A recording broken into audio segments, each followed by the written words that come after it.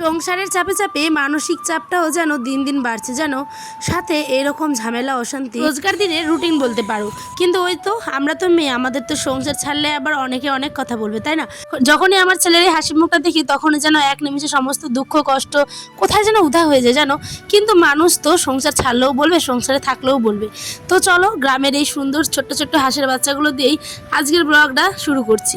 মানুষকে যতই দাও যতই খাও না কেন, কিন্তু সামনে এই যে এভাবে বসে খাবে, পিছনে গিয়ে ঠিক আবার দুর্নামটা কিন্তু করেই দিবে। আর এই দিকে দেখো আমার তো ঘুম উঠে গেছে কাজের চাপে, আর ছেলে আর বাপ ছেলের কি সুন্দর মুহূর্ত। সকালবেলা যেন একদম ওরা বিছানা ছেড়ে উঠতেই চায় না, কিন্তু আমার কি বিছানায় শুয়ে থাকলে হবে বলো? সংসারের যে মেলা কাজ, আর মেলা কাজ করলেও তো সংসারের নাম পাওয়াটা খুব একটা চারটিখানি ব্যাপার না, এটা একটা পুরো যুদ্ধ যেটা আজীবন চালিয়ে যেতে হয়। ঘুমিয়েছে তাড়াতাড়ি, আয় ভেঙে যাবে ওরম করে না। কি জলে ফেলে দেবে? কেন? ডিগিতে?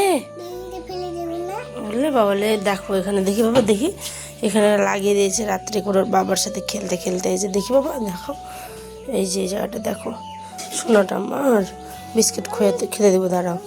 তো এখন চলো রুটি বানাতে হবে।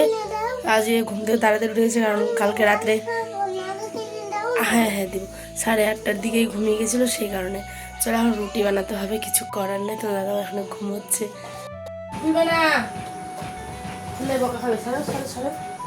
সকালবেলা হতে না হতেই কাজ নিয়ে ঘুম ভাঙে, যেন শুরুটা যেন একদম অনেক ব্যস্ততার মধ্যে দিয়ে। দেখো এখন বিছানা ছাড়ছে বড়, সমস্ত কাজ আমার কমপ্লিট প্রায় হতে গেল বলে, আর এইদিকে কিন্তু আমার বর এখন উঠছে। মানে এদেরই জীবন বলো, ঘুম থেকে উঠে খেয়ে দিয়ে চলে যায় নিজের কাজে। আর সারাদিন আমরা বাড়িতে বাচ্চা সামলাই, কাজ করি, ভিডিও করি, কত কিছু, কিন্তু তারপরেও রাত্রে এসে বলে যে কী গো কী করছিলে সারাদিন। মানে অদ্ভুত ব্যাপারটা, তাই না? আচ্ছা তোমাদের সাথেও কি এমন হয়? কমেন্টে আমাকে জানাতে পারো। দেখো বিছানাটা ঝাড়বো বলে আমি বসে আছি, কিন্তু সে মশায় উঠবেই না। আমাকে বলছে তুমি সাইডে সাইডে নাকি ঝেড়ে নাও, আমি একটুখানি বসি। ঘুম থেকে উঠে আমার ছেলে বলছে মা আমি সোফাটার এই দিক দিয়ে পার হব।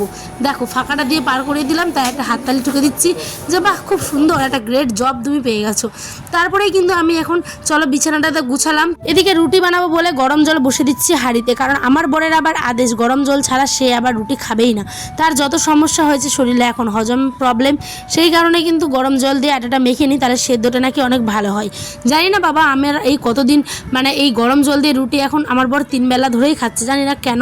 আমার বরের আবার অনেক রকম এখন মানে ফুটানি হয়েছে বলতে পারো, ঠিক আছে? মানে এত পরিমাণে মেনটেন করছে যা চিন্তার বাইরে। আমি দেখো ফুলে ফুলে পুরো ঢেঁড়স হয়ে যাচ্ছি। তো চলো কি করা যাবে, এখানে আমরা একটুখানি সময় কাটালাম সকালবেলা ঘুম থেকে উঠে। ওর বাবা তো এখন যাচ্ছে কোথায় যেন, হাত মুখ ধুয়ে যাবে। আর এইদিকে আমার ছেলে দেখো বলছে আমি আবার ঘুমাবো, দেখো বলে কিন্তু লাফ মারছে। মানে ভাবতে পারছো যেমন বাবা তার তেমন ছেলে, কি করবে বলো? আচ্ছা আজকের আমাদের এই ব্লগটা কেমন লাগছে তোমাদের অবশ্যই কিন্তু জানাবে।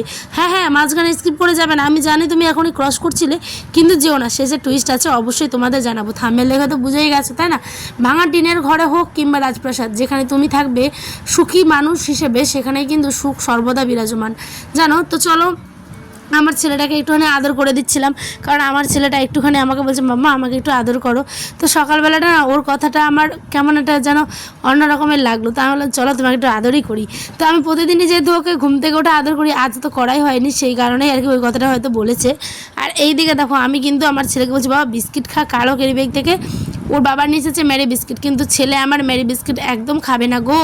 মানে কত জ্বালা করে যে খাওয়াই আমি তোমাদের কি বলবো। ওকে বলছি 2টা নাও, নিল না তো নিলই না, দেখো বেঁধে দিয়ে রেখে দিলাম, শুধুমাত্র জল খেলো। তো ঠিক আছে আমি এখন চলো বেশি দেরি করব না, অনেক কাজ জানো, অনেক কাজ। রুটি করো, ভাত করো, ভাজা করো, সবজি করো, মানে সকালবেলাটা অনেকটা ব্যস্ততা দিয়ে আমার শুরু হয়। তো প্লাস আমার বাসি কাজ তো থাকেই, আবার রান্নাবাড়ির পরে যত কাজ, মানে বাসন ধোয়া, কাপড় কাচা, সমস্ত কিছু। তো রুটিটা না বেলা হয়নি, মানে মেখে নিয়ে গুলি পাকিয়ে আমি কিন্তু রেখে দিয়েছি আটাটা, ঠিক আছে? আর এই দিয়ে উঠোনে কাপড়গুলো দিয়েছিলাম, যেহেতু কয়েকদিন ধরে টানা পড়ছে বৃষ্টি, আর বৃষ্টিতে কাপড়গুলো না কেমন স্যাঁতস্যাঁতে হয়ে গেছে, একদম ভালো লাগছে না, আর একটা কেমন জানি গন্ধও করছে জানো। তো ভাবলাম চলো রোদ উঠুক আর না উঠুক দিতে তো হবেই কাপড়গুলো, কারণ অনেক এক গামলে কাপড় কিন্তু হয়ে গেছে। তো তারাই আমি কাপড় দিয়ে দিচ্ছি। আমার আগে কিন্তু আমাদের বাড়ির আরও যারা সদস্য তারাও কিন্তু দিয়ে দিয়েছে, দেখতেই পাচ্ছ।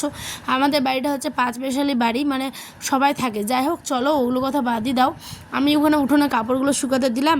আর তারপরে কিন্তু আমি কিন্তু যাবো হচ্ছে রুটি বানাতে, কারণ রুটিটা না আটাটা মেখে আমি একটুখানি রেস্ট দিই, কারণ অনেক গরম। আর গরম আটা বেললে না পুরো বেলনে রেগে যায়, মানে পুরো তোমার সরসরিয়ে কিন্তু আটাটা মানে যেটা রুটি বানাবে সেটা কিন্তু ঘুরবেই না, ঠিক আছে। এখানে বাঁশটাকে আমি চারিতে দিলাম, কারণ এই চারিটা না দিলে মাথার মধ্যে লেগে যায় কাপড়গুলো, খুব অসুবিধা হয় লোকের যাতায়াত করতে।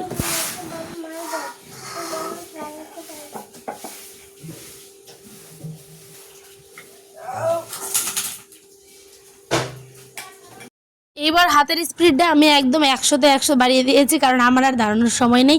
অনেকটা সময় আমি অন্য কাজে ব্যস্ত হয়ে পড়েছি।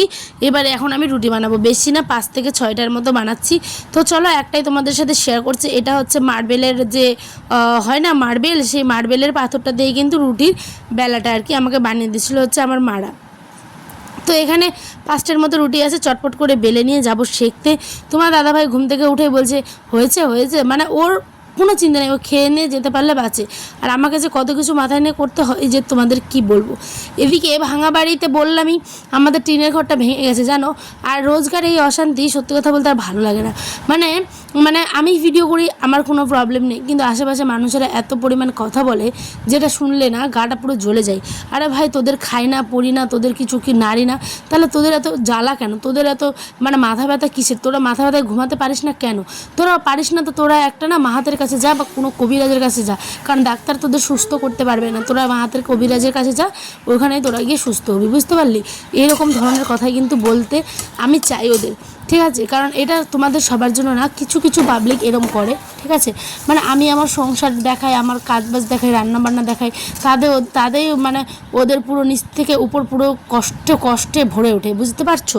আমি ভাষা খারাপ করতে চাইছি না, কারণ আমি চাই না যে তারা মানে অসভ্য, মানে আমিও অসভ্য, কিন্তু কখনো না অতিরিক্ত যখন সীমাটা লঙ্ঘন হয়ে যায় তখন অতিরিক্ত পরিমাণে বলতে ইচ্ছে করছে। ভাঙা হলেও টিনের ঘর আমার ঘর, তোদের কি, তোদের তো কিছু না।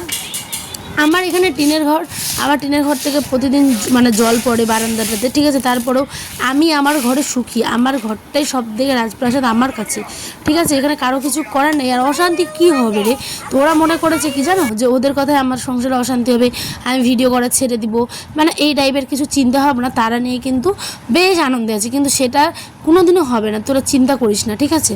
কারণ আমার এই সংসার, আমার এই ঘর, আমার এই বর, আমার এই সন্তান সব আমার রে, আমার, বুঝতে পারলি? রে করেই বলছি তোদের। তো যা কিছু পাবলিক আমাদের এখানকার খুব বেশি বাড়াবাড়ি করছিল, তো ওই জন্যই আর কি কিছু কথা বলতে বাধ্য হলাম তোমাদের, ঠিক আছে।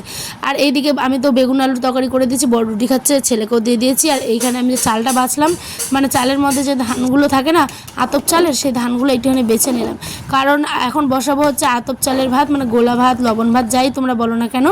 ওখানে লবণ দিয়ে আলু দিয়ে ভালো করে কিন্তু ফ্যান ভাতটা করে নিচ্ছি।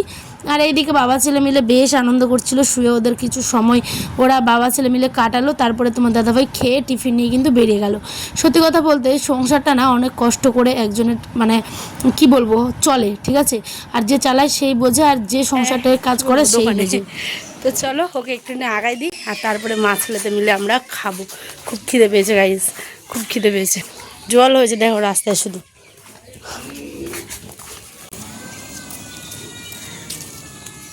আয়